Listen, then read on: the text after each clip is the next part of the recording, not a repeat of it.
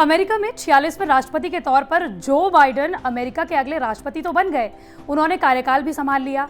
लेकिन जब उनका शपथ ग्रहण समारोह हो रहा था, उस वक्त डोनाल्ड ट्रंप मौजूद नहीं थे।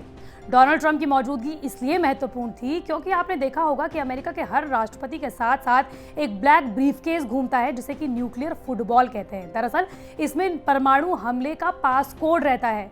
डोनाल्ड ट्रंप तो ठहरे डोनाल्ड ट्रंप, वो इस शपथ ग्रहण समारोह में मौजूद भी नहीं रहे और अपने साथ ये ब्रीफकेस फ्लोरिडा लेकर चले गए। जब खुफिया एजेंसियों को ये बात पता चली तो वो भी उनके पीछे पीछे फ्लोरिडा पहुंच गए। हालांकि उसी दौरान 12 बजते ही जैसे ही जो बाइडेन ने शपथ ग्रहण समारोह पूरा कर लिया, इन पासपोर्ट्स को डेड कर दिया गया, निरस्त कर दिया गया। लेकिन ये न्यूक्लियर फुटबॉल या फिर न्यूक्लियर पासपोर्ट वाला ब्रीफकेस होता क्या है, आपको बताएंगे इस वीडियो में। नमस्कार, मैं हूं आपके साथ श्रेया बहुगुणा और आप देख रहे हैं न्यूज़ तक। आपने देखा होगा कि चाहे बराक ओबामा हो, डोनाल्ड ट्रंप हो या इससे पहले के तमाम 1970 के दशक के बाद के राष्ट्रपति हो, उनके साथ साथ सुरक्षा अधिकारियों ने ये बैग पकड़ा हुआ होता है। ये ब्लैक कलर का बैग होता है, चमड़े का बैग होता है और इसकी सबसे खास बात ये होती है कि इसके अंदर एक मेटल का ब्रीफकेस होता है।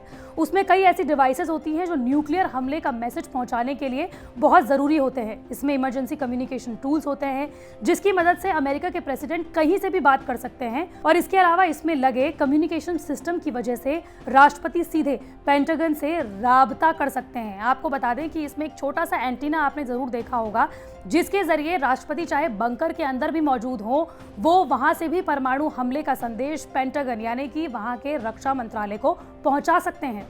इसे न्यूक्लियर फुटबॉल ही क्यों कहा जाता है वो तो हम आपको बताएंगे, लेकिन इस ब्रीफकेस में आखिर क्या कुछ रखा होता है वो भी आपको बता देते हैं। दरअसल कुछ रिपोर्ट्स का मानना है कि इसमें एक बुक भी रखी होती है जिसमें दुश्मन मुल्कों की डिटेल होती है। साथ ही अमेरिका के न्यूक्लियर बम कहां कहां किस किस देश में तैनात हैं इसकी भी जानकारी होती है। साथ ही इसी न्यूक्लियर फुटबॉल में एक मरून डायरी भी होती है जिसमें यह बताया जाता है कि राष्ट्रपति किन किन बंकरों में रह सकते हैं इन न्यूक्लियर हमलों के दौरान। इसी ब्रीफकेस में एक लेमिनेटेड कार्ड होता है जिसका पासकोड रखा गया है बिस्किट। अब इसे बिस्किट क्यों कहते हैं? दरअसल ये बिस्किट की शेप का होता है। साथ ही इस बिस्किट में कुछ नंबर लिखे होते हैं जो न्यूक्लियर सीक्रेट कोड है। इन्हीं सीक्रेट कोड्स को बताने पर अमेरिका की फौज राष्ट्रपति के आदेश पर न्यूक्लियर बम के ठिकानों से बताए गए दुश्मन पर हमला कर सकती है। लेकिन इस चमड़े के बैग में जिसमें कि परमाणु हमले का पासकोड होता है, इसे राष्ट्रपति के साथ ही रखना है। इस प्रथा की शुरुआत आखिर किसने की और इसकी जरूरत आखिर क्यों आन पड़ी वो भी आपको बता देते हैं। दरअसल 1960 का दशक था जब क्यूबा के साथ अमेरिका के संबंध बिगड़ते चले जा रहे थे।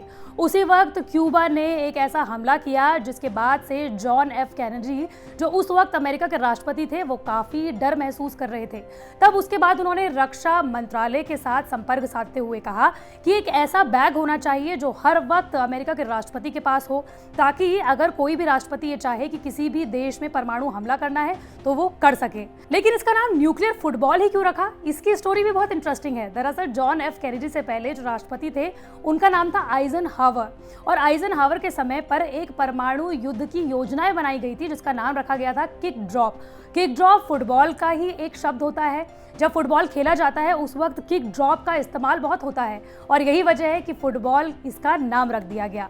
अब इसके बारे में आपको कुछ इंटरेस्टिंग फैक्ट्स भी बता देते हैं, लेकिन उससे पहले परमाणु बम और परमाणु हमले पर अमेरिका कितना गर्व महसूस करता है उसकी भी आपको कुछ इंटरेस्टिंग बातें बता देते हैं। बात दरअसल 2018 की है। उस वक्त उत्तर कोरिया और अमेरिका के रिश्ते अपने सबसे खराब स्थिति पर थे और उसी वक्त उत्तर कोरिया के शासक किम जोंग उन ने अपनी जनता को संबोधित करते हुए कहा कि हमारी मेज पर न्यूक्लियर बटन है और पूरा अमेरिका हमारी न्यूक्लियर मिसाइलों की जद में है। ट्रंप ने जवाब देते हुए ट्वीट करते हुए लिखा कि मेरे पास भी न्यूक्लियर बटन है जो किम के बटन से ज्यादा बड़ा और शक्तिशाली है। सबसे बड़ी बात यह है कि मेरा बटन काम करता है। अब आपको न्यूक्लियर फुटबॉल के बारे में कुछ ऐसी बातें बताते हैं कि ये इतना महत्वपूर्ण है। पूरी दुनिया की सांसें इसी न्यूक्लियर फुटबॉल पर अटकी रहती हैं। उसके बावजूद भी क्या आप जानते हैं, कभी ये खोया तो कभी ये खाली पाया गया। कैसे, आपको वो बता देते हैं।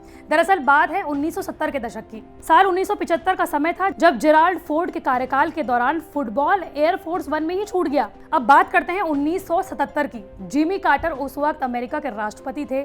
अमेरिका के राष्ट्रपति को व्हाइट हाउस के मिलिट्री ऑफिस के प्रमुख जो डायरेक्टर थे, वो उन्हें किस तरीके से इस न्यूक्लियर फुटबॉल को इस्तेमाल करना है वो सिखा रहे थे। लेकिन उसी वक्त जैसे ही उन्होंने इस न्यूक्लियर फुटबॉल को खोला तो उसके अंदर खाली बियर और कॉन्डोम थे। बाद में पता चला कि जो असली न्यूक्लियर फुटबॉल था वो अमेरिका के ही व्हाइट हाउस के बंकर में छुपा के रखा हुआ था। और एक बार तो यही न्यूक्लियर फुटबॉल ड्राई क्लीनर के पास ड्राई क्लीन होने चला गया था। आपको ये वीडियो कैसा लगा हमें जरूर बताइए। मंडे टू फ्राइडे में इसी तरह की वीडियो आप तक लाती रहूंगी। अगर आप भी किसी टॉपिक के बारे में जानना चाहते हैं तो कमेंट बॉक्स पर